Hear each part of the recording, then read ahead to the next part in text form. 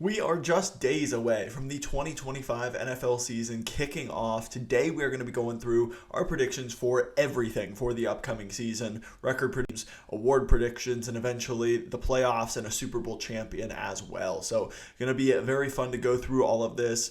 And let's just go ahead and dive right into it here. Going to go division by division, and we're starting with the AFC North. At number 4 for this division, I have the Cleveland Browns. There's just not a lot to be super excited about with the Browns. There's a lot of quarterback controversy. I'm guessing we'll see a lot of these guys play throughout the season. Joe Flacco's starting to begin with, but outside of Myles Garrett, who is one of the best players in the NFL, this roster just lacks talent across the board. They're in a tough division. I just don't see the Browns having a particularly good season. Have them finishing 3-14 and finishing in the cellar of this AFC North division. Then next up, we have the Pittsburgh Steelers at number 3. We have them going 9-8, and they are able to maintain Tomlin's winning season, but the Steelers pretty much have the same formula. They start pretty hot, they cool off as teams kind of figure them out, as they get injured a little bit, and they just don't have the juice offensively to keep the firepower going throughout the season. You bring in Aaron Rodgers, you hope that that is enough to kickstart this offense. There's not a lot of weapons for him. DK Metcalf was the addition, but you get rid of George Pickens. This offensive line is young and developing, but this is still very much an offense that's a work in progress. The defense is fantastic, but some of the star players are getting older. Cam Hayward, TJ Watt has to stay healthy for this team. Right now, though, I have them finishing 9-8, just outside of the playoff picture. Then we have the Bengals at number 2 in the division, sitting at 10-7. Feel like we have a pretty good grasp of what this team is going to be. Assuming that everybody stays healthy, the trio of Jamar Chase, T. Higgins, and Joe Burrow is one of the best in the NFL. Chase Brown keeps the running game afloat.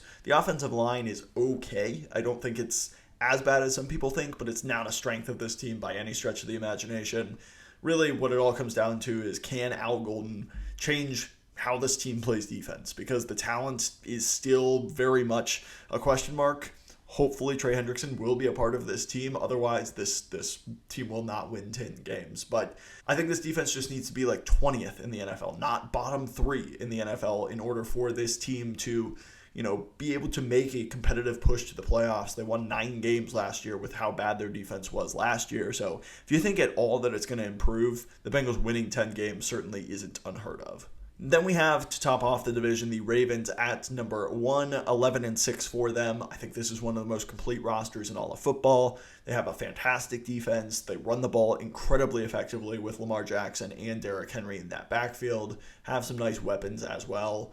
This is just a complete football team. I think it would be pretty surprising if they don't win this division. Have them at number 1 right now. Moving to the AFC East, I don't think this is a particularly strong division, but coming up in at number 4, we have the Miami Dolphins at 5-12. I'm just low on this team. I think Mike McDaniel's charm is worn off a little bit. I think he's a good offensive play caller, but I just don't think he has a great kind of control of this locker room right now. Tyreek Hill, all the drama going on with that, the offseason trade where they get rid of Jalen Ramsey because he's unhappy. You go ahead and bring in Minkah Fitzpatrick. Interesting deal, but I just don't think this team has a ton of talent.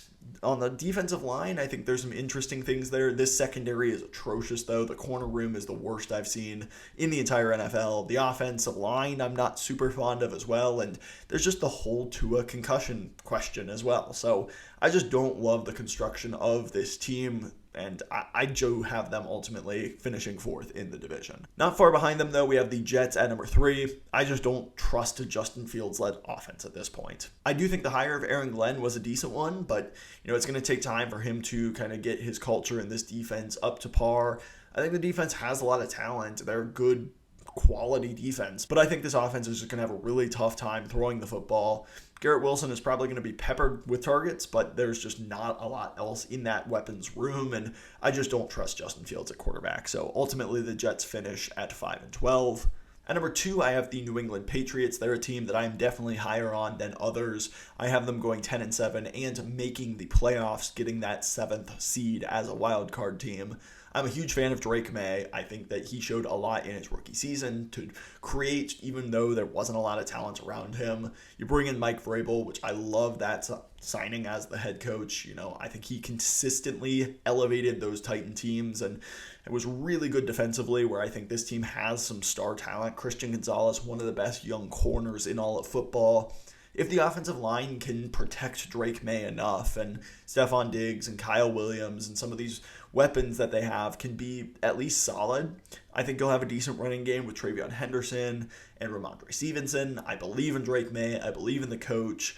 And I just think that they're going to have a nice season and threaten for the playoffs. And I have them going at 10-7 and number 2 in the division. Then obviously I have the Bills at number 1. I do expect another MVP caliber season out of Josh Allen. And whenever he's playing that well, the consistency of this team is just off the charts. They have consistently, just won like 12 or 13 games almost every single season. I don't see that changing here, barring a major injury to Josh Allen. And this defense is well coached by Sean McDermott. I think the offense is humming really well, even though it's not the most star-studded team as a whole outside of Josh Allen. They just play really well together. They're tough to play against. And I do foresee the Bills having another 12, 13, 14 win season, and Josh Allen at the forefront of that. Moving next to the AFC South, we have the Titans bringing up the bottom of this division at 5-12.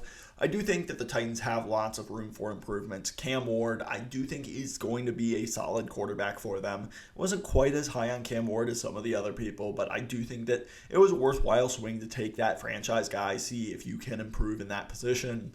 Not the biggest fan of Brian Callahan as an NFL head coach. I think he just hasn't done enough to prove that he is going to, be successful in that role. Defensively, I think they have some talent. Jeff Simmons, there's some good players on this team, but I just think that ultimately there's not a lot of weapons for Cam Ward to work with. The offensive line, I think, is still a little bit of a work in progress. The defense, I think, has some ways to go besides, some players that they've got there. L'Jarius Sneed, hopefully he can come back and be productive for them. But I think the Titans just have a lot of holes. And Cam Ward, while I like him, I'm not just automatically assuming he's going to come in and fix everything. At number 3, we have the Indianapolis Colts. Just named Daniel Jones as the starter, and I think Daniel Jones is honestly a little bit of a higher floor option, so I understand why they went with him, but I just think it caps the ceiling of this team so much. The drop-back passing game, I just don't think is going to be super successful. You can run the ball still really effectively with Jonathan Taylor. Daniel Jones gives you some of that as well. Defensively, I think they'll be decent, getting rid of Gus Bradley, bringing in Lou Anarumo. While Anarumo's defenses did really struggle, I think that was partially due to a lack of personnel on the Bengals side of things.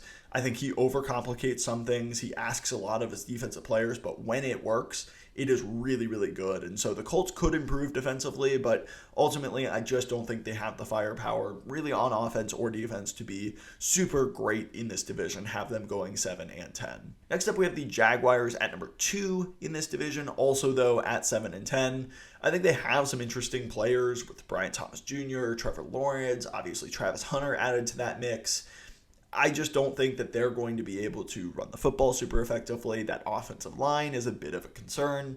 Defensively, I like some of the things that they have there. That defensive line is pretty nice. The cornerback room should be decent, but I just overall don't think that this Jaguars team has what it's going to be needed to make the playoffs in a really competitive AFC. I think this AFC is just really, really tough. So have them at number 2 in this division, but ultimately finishing 7-10. And then at number 1, we have the Houston Texans. Outside of the offensive line, I really like this team. I think CJ Stroud's a little bit underrated in a lot of people's eyes at this point now. Since he had a little bit of a down season statistically in his sophomore year, I think people don't realize that he was still really good. The offensive line was just not great for him.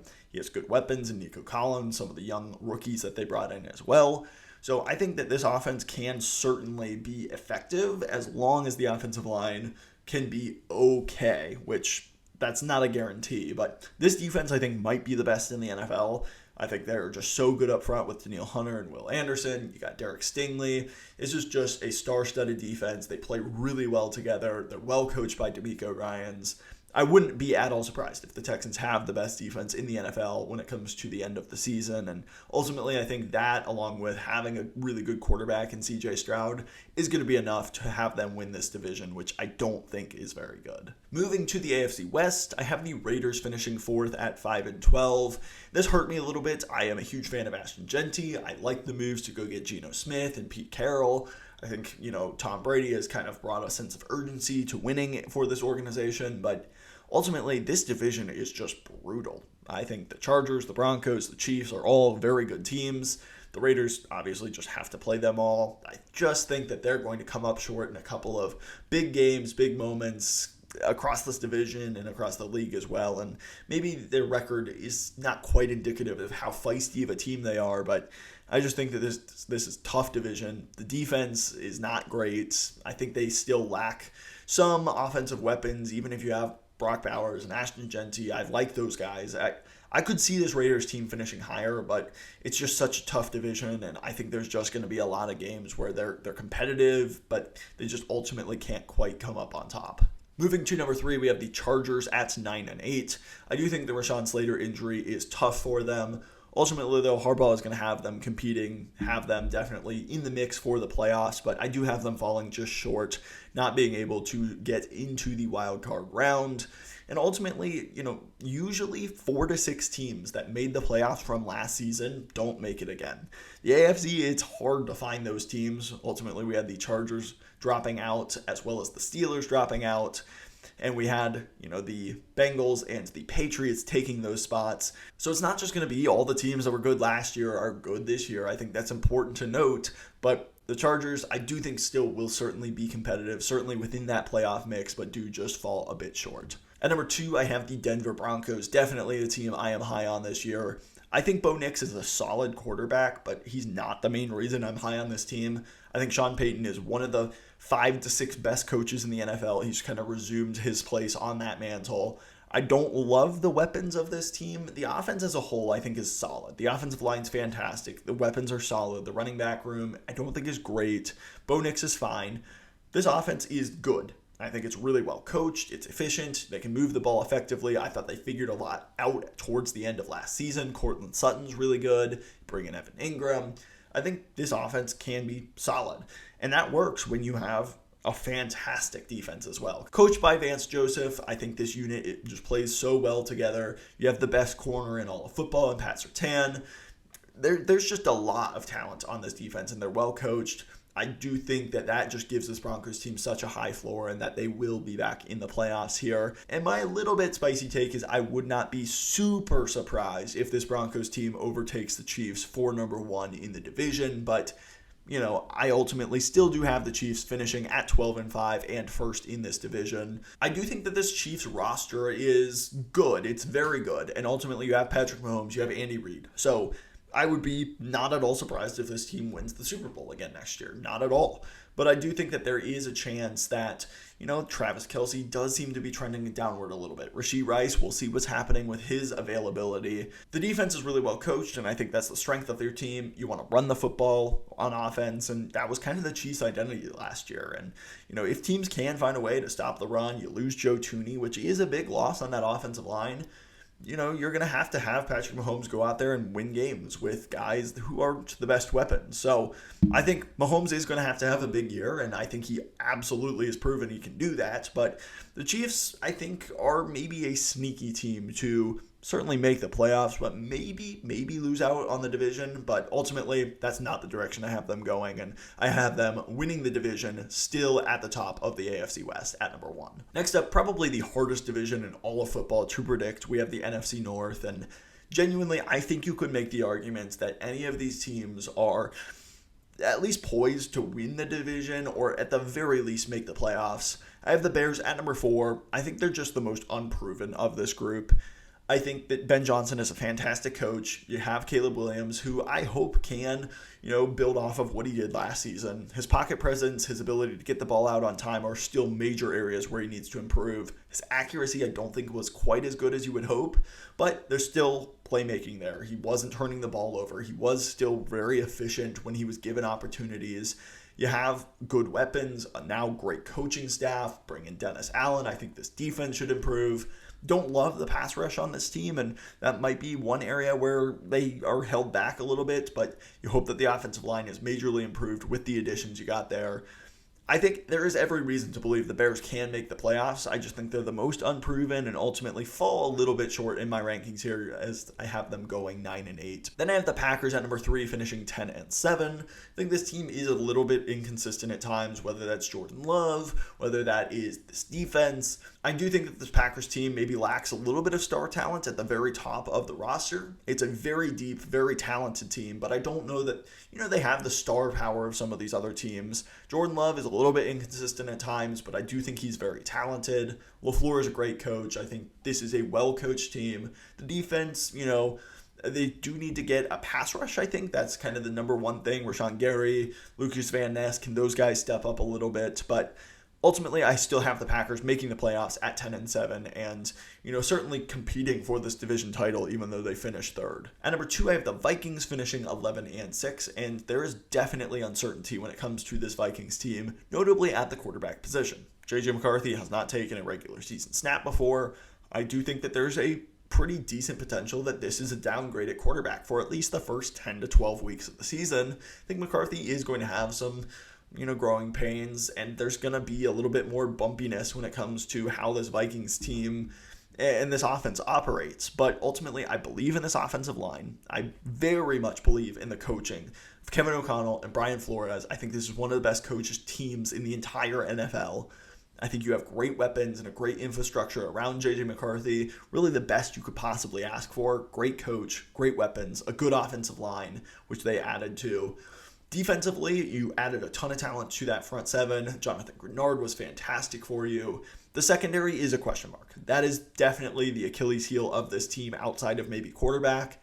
But I still think that the Vikings are really good at scheming around their deficiencies and will find themselves back in the playoffs, have them at number 2. And then the Lions at number 1, winning the division at 11-6 as well. This is definitely going to be on Dan Campbell and this new coaching staff to prove that they can sustain the loss of Ben Johnson, first and foremost, but also Aaron Glenn as well. Losing 2 coordinators in one season is very tough, especially when they've done such a good job in Detroit.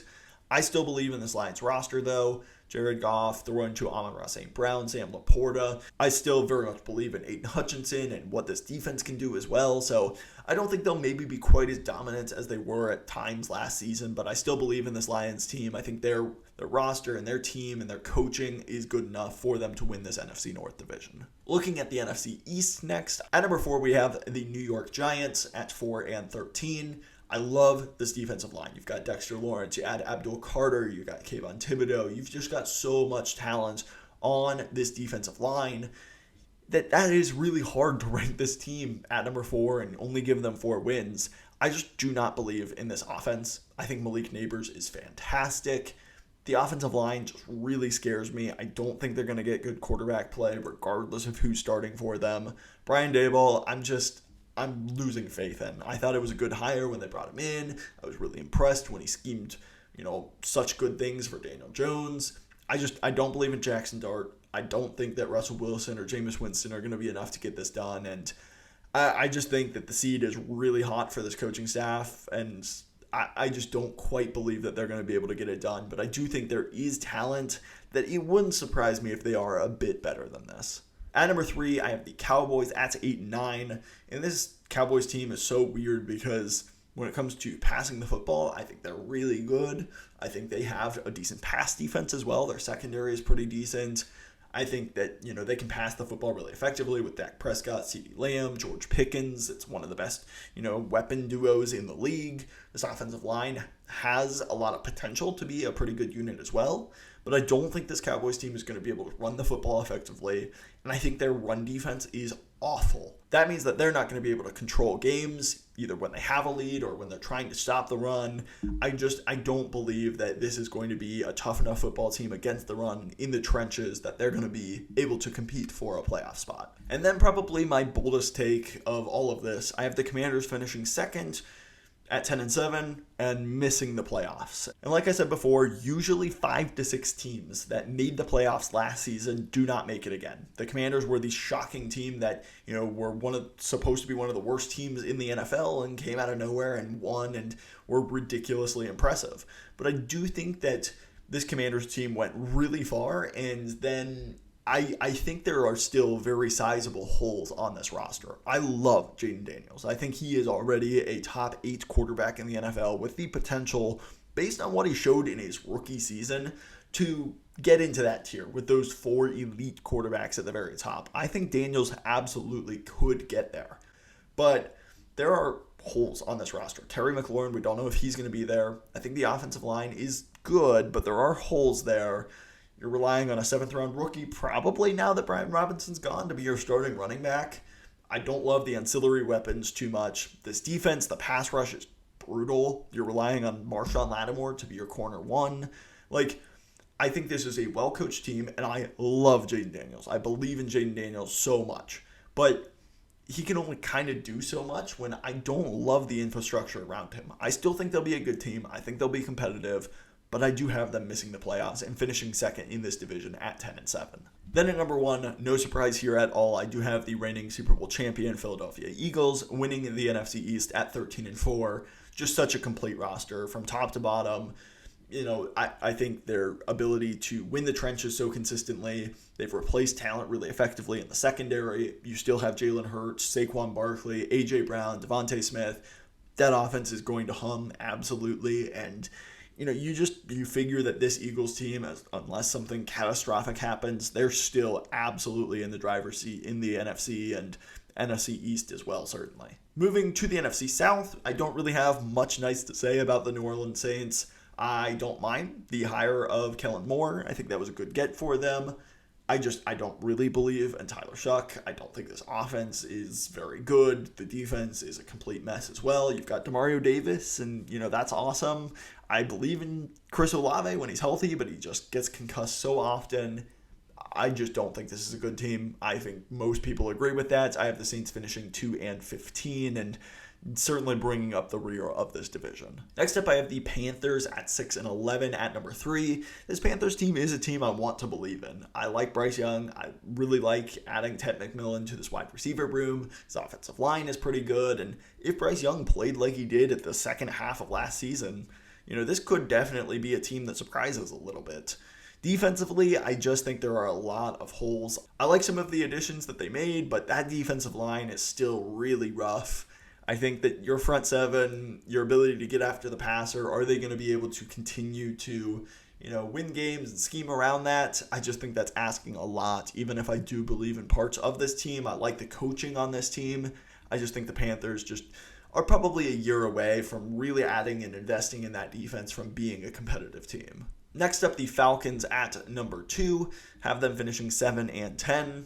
I like a lot of the offensive weapons on this team. Bijan Robinson, Drake London. Michael Penix is very unproven. He only played in 3 games, and I thought he did a pretty good job in those games, but he was pushing the ball down the field. He didn't look super accurate all the time. I think he just needs to prove that he can be a franchise quarterback, and maybe this Falcons team can move up and win this NFC South division, because it's there for the taking a little bit. But defensively, I'm still just hesitant. Raheem Morris, I like him as a culture builder, but when it comes to him as kind of a defensive coach, I don't love some of the systems that they've run and what they've done with their defense. I think going and getting those 2 first-round edge rushers in Jalen Walker and James Pierce Jr.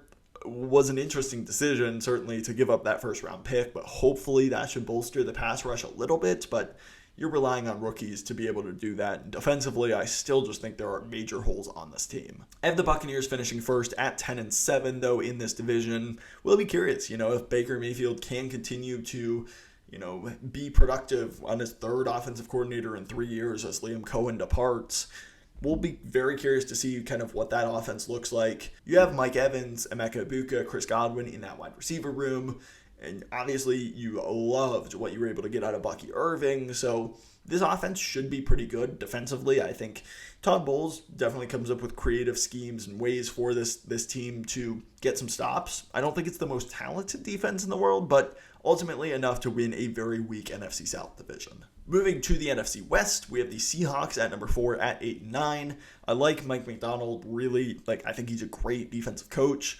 I think the decision to trade Geno and go and get Sam Darnold, I wasn't the biggest fan of that. I just think that Sam Darnold was a little bit of a product of what Kevin O'Connell was doing over there in Minnesota. I think he was just getting fantastic coaching, and I'm not really confident behind that interior of the offensive line that this Seahawks team is going to have an efficient offense with him there.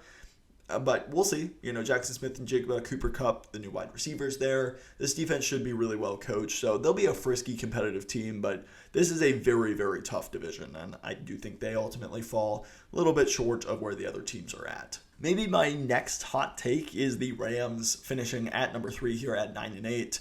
And this really is concern over Matt Stafford's injury. Because, he's really not practiced or been involved in training camp much at all. I am concerned that he is not going to be able to have a full season out there. His body has just taken such a beating, and I don't like turning to Jimmy G. This is an incredibly talented defensive line. The offensive line, I think, is a little bit scary. Alaric Jackson is dealing with blood clots.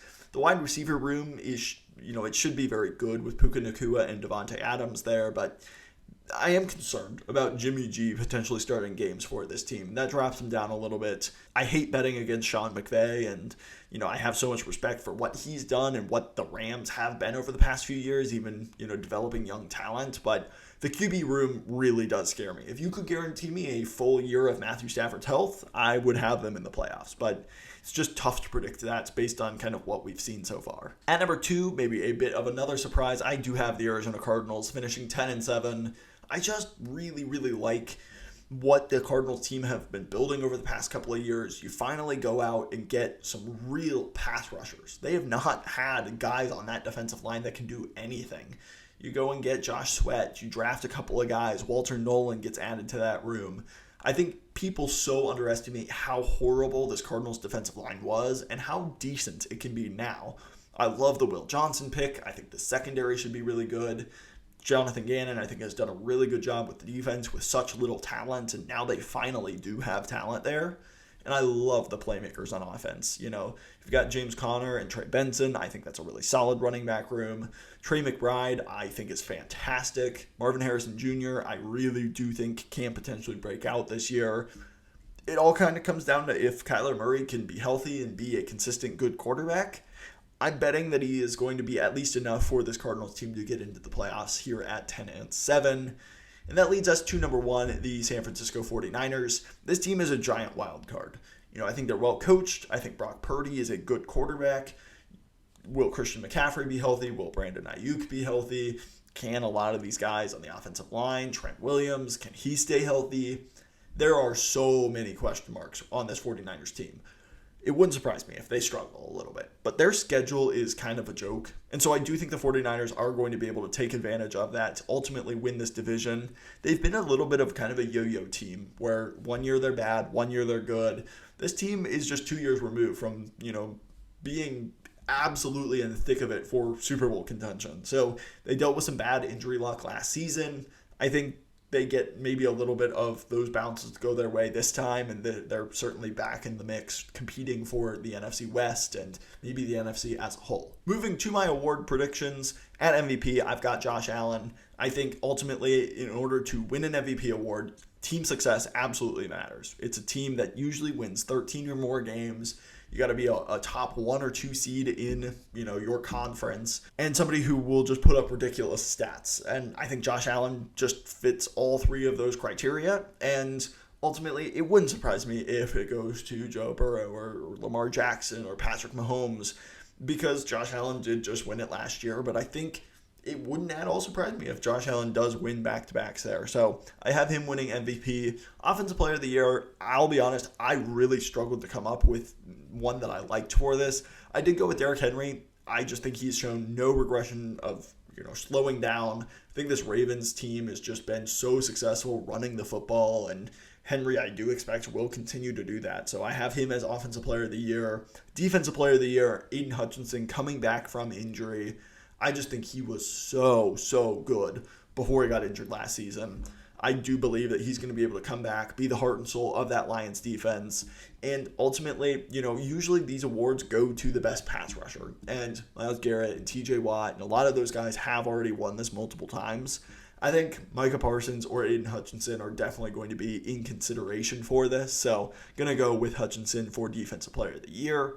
Offensive Rookie of the Year, I think it's a two-man race between Ashton Jeanty and Cam Ward. Don't think either one are going to have ridiculous team success, which can kind of be a bit of a tiebreaker. So I'm going to go with Ashton Jeanty, who I expect the Raiders are going to run the crap out of the football, and Jeanty is going to benefit from that. Defensive Rookie of the Year candidates, I went a little off the rails. Could go Abdul Carter for sure, but I'm going to go with Jahdae Barron, who I think is going to be just such a playmaker from the slot for this Broncos defense, who I think are going to be really, really good. I think he is definitely kind of an under-the-radar sneaky pick, but one that I do like. I just think he's going to be so impactful. Coming up near the line of scrimmage, making plays, getting his hands on footballs. I just think he is going to be a disruptive force and could be in consideration there. Comeback Player of the Year, I think if Aiden Hutchinson is winning Defensive Player of the Year, this is his award to lose. And then Coach of the Year is usually given to the most surprising team that was not good the year before, that made a run to the playoffs. And to me, that's going to be Mike Vrabel. I considered Sean Payton as well, but this Broncos team was good last year. They made the playoffs. And so I think that ultimately is why I chose Mike Vrabel. I just don't think that this Patriots team is expected to be super good, and I do think he is going to lead them to a really successful season. So this is what the playoff bracket looks like here. The Bills and the Eagles is the 1 seeds. And then in the AFC, we've got the Chiefs, then the Ravens, Texans, Broncos, Bengals, Patriots. And then in the NFC, we have the 49ers as the 2 seed, Lions as the 3, Buccaneers, Vikings, Packers, and then the Cardinals sneaking in that 7th seed. So going through these games, I think that the Broncos do ultimately beat the Texans. That would be a very fun defensive matchup there. The Ravens beating the Bengals in an AFC North matchup. The Chiefs coming out on top over the surprise team making the playoffs in the Patriots. Going to go with the Vikings beating the Tampa Bay Buccaneers. Hopefully at that point, McCarthy has settled in and this Vikings offense is humming. And then 2 fun divisional matchups, the Packers and the Lions. I give the edge slightly to the Lions here. And then the 49ers and the Cardinals. I think if the 49ers are good enough to get that 2nd seed, they're going to be consistent enough to win this playoff game and potentially compete for the NFC. Then I've got the Bills beating the Broncos, and I have the Ravens upsetting the Chiefs. So that would be a huge win for Lamar Jackson, going and beating the Chiefs in Arrowhead. Then I have the Eagles beating the Vikings. I just think they are too talented. And the Lions beating the 49ers, going to their NFC Championship game for the 2nd time in 3 years. I have the Bills then beating the Ravens and getting to over that hump finally. They get to avoid Patrick Mahomes as the 1 seed. The Ravens beat him, and finally Allen is able to make it out of the AFC and make it to a Super Bowl. And they face the reigning Super Bowl champion in the Philadelphia Eagles, who proved to be too much for the Detroit Lions. And ultimately, I have the Buffalo Bills being my Super Bowl champion for the upcoming 2025 NFL season.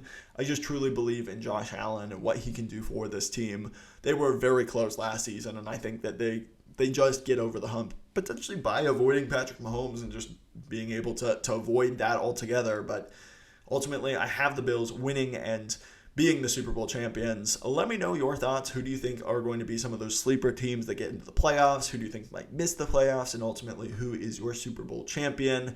Thank you so much for watching. If you like this kind of content, please hit that subscribe button. While you're down there, hit the like button as well. Both of those just free and easy ways to support the channel. I would truly, truly appreciate it. Coming up, we're going to have more NFL coverage, hopefully some power rankings, score predictions. We're going to be doing a ton of NFL draft stuff as well. So you won't want to miss it. Thank you so much for watching. I will catch you in the next one.